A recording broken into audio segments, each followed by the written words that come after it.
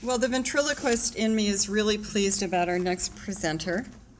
Julie Gale is a comedy writer and performer who has been doing a really great job of raising public and corporate awareness about the sexualization of children, particularly in Australia, which is where she's from, in the last year. And she's generated a lot of media interest in this issue in Australia, and she's come all the way, around the world to be here.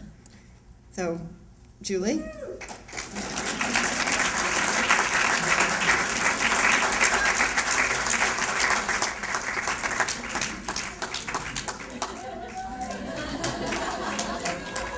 Howdy. I should say g'day, of course. That will be what's expected. Hi. There is a reason. And you got a sneak preview. I dress this way for a number of reasons, because I'm Monaco.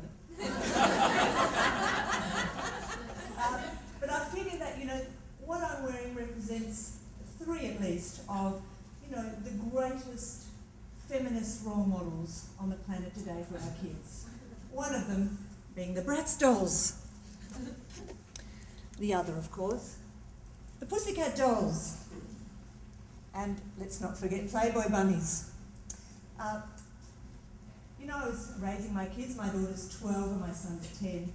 And about 6 years ago, they were listening to a song in the back family room, and it kept going over and over, this one little refrain, and it went something like, "Ooh, I am so sexy, soft and smooth. Ooh, I am so sexy, soft and smooth." It kept playing over and over, and I thought it was hilarious. And I went out and I said, "What are you listening to?" And my daughter said, "It's my Barbie Pool Party CD, Mum." And I was so shocked. I thought someone somewhere has made a decision to put that song on a little girl's CD. And it was my first sort of aha moment raising my kids that this is really wrong.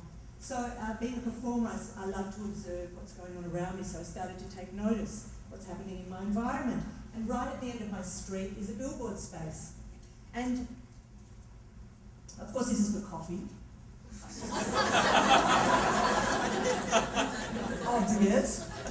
This was replaced by this one. This is my daughter and her friend, and we're on our way to the park.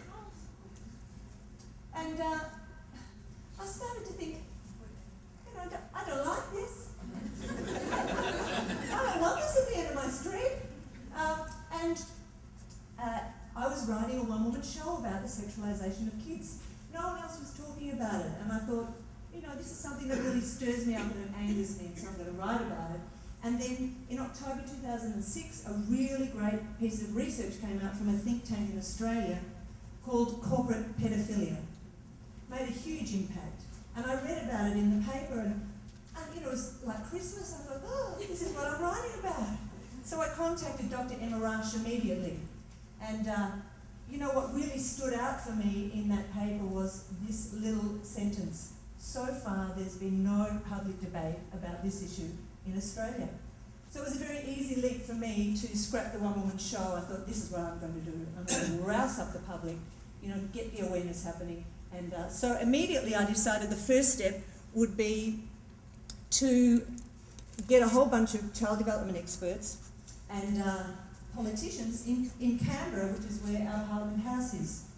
And Dr. Emma Rush unfortunately couldn't talk to the press too much because a huge retail chain sued them over this report because they suggested that various retail chains were sexualising girls in their catalogues. And that court case is still going on, so they're a little bit gagged. So she sent people on to me. And all of a sudden the media loved it. Oh, Mother on the March to Parliament House. And somehow, the media really took to it, and the campaign flew like I wasn't even prepared for. So a couple of months from the school put in $15,000 seed funding. We got the website happening, and it just sort of went from there. And that other Sex for Life billboard was replaced by this one at the end of my street. Premature ejaculation and erection problems. But these are repeat offenders. By the way, AMI, Advanced Medical Institute. That's what they call themselves. A lot of complaints about this. My biggest complaint is that the woman looks about 12. The advertiser said to our advertising standards, well, we have the same ridiculous self-regulatory system as you do. The advertiser said the ad is designed for adults, and I fail to see how a child of 5 or 6 who cannot read would see this ad as anything more than a man in jeans. Of course, if their complaints were dismissed. This everywhere in Melbourne, my beautiful city of Melbourne. By the way, Parliament House, Canberra, they don't have billboards. Very interesting in that state. Want longer lasting sex? The advertiser said overall the greater good served by such a message should prevail over the discomfort felt by a very small minority who are uncomfortable discussing the subject of sex with their children. This is what I get a lot, you know. That's another reason why I dress like this. I really want to kill the stereotype that you have to be on the moral Christian right to have a say about this. You know, I'm a mum and I don't like it.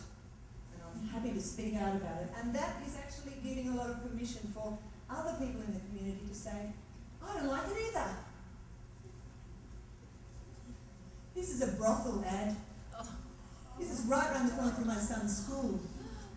And another very similar one, the advertiser said, to claim that it's around the corner from a school and to claim that this creates a problem is naive.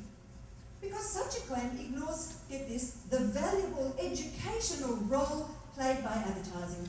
And in this instance, will assist in helping to debunk misconceptions that are frequently held by some members of our community with regard to lawful prostitution. That's fabulous, isn't it? Now, these are all near where I live, and everyone laughs at that. I always have fabulous examples. This is a bus advertisement that sits right outside a bikini girl car wash. Now, there were thousands of people who complained about this. It's on a major intersection, so every time you pull up at the traffic lights, and sometimes the girls whoosh their way around the poles outside the office. It's unbelievable. The Advertising Standards Board said, the image is not overly graphic in that it does not expose the breast or genitals in any way. By the way, on our Advertising Standards Board, we have a woman who calls herself a pro-libertarian feminist, and she's an associate professor of cultural studies, and she has such a lot of conflict of interest within the porn industry. She just put out a book called The Porn Report, which talks about how porn's really quite good for you. She's on our Advertising Standards Board.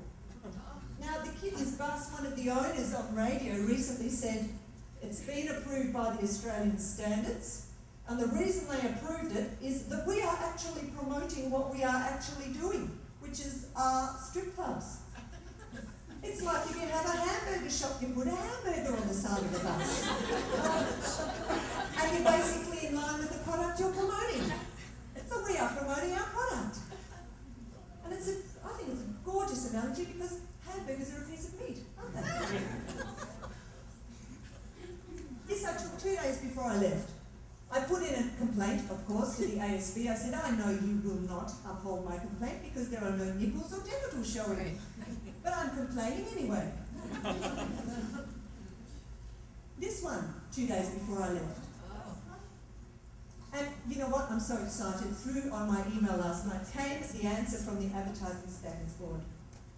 Are they going to uphold the complaint? Of course not. No nipples or genitals. The advertiser said, that's Coca-Cola, the campaign has been designed to appeal to our target audience of 18 to 24-year-olds. This is an outdoor billboard. It is an irreverent and